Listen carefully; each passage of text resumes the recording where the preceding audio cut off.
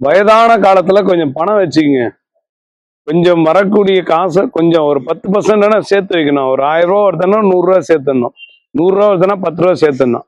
ஏன்னா வயதான காலத்துல ஏகப்பட்ட பில்லுகள் தீட்டப்படுகிறதா. ஹாஸ்பிட்டல்ல போனீங்கன்னா அவங்க சொல்றதுதான் சட்டம். ஸ்கேன் எடுக்க சொன்னா ஸ்கேன் எடுக்கணும், எக்ஸ்ரே எடுக்க சொன்னா எக்ஸ்ரே எடுக்கணும், எல்லாமே எடுக்கணும்.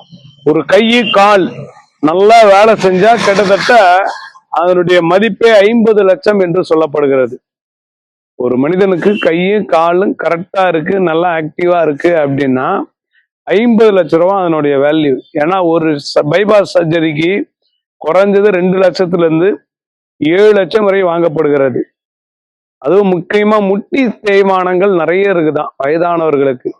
அதனால ஆரம்ப காலத்துல பணத்தெல்லாம் சேர்த்து வைக்காம விட்டுட்டீங்கன்னா ஹாஸ்பிட்டல் போய் நீங்க கட்ட வேண்டியதுதான்.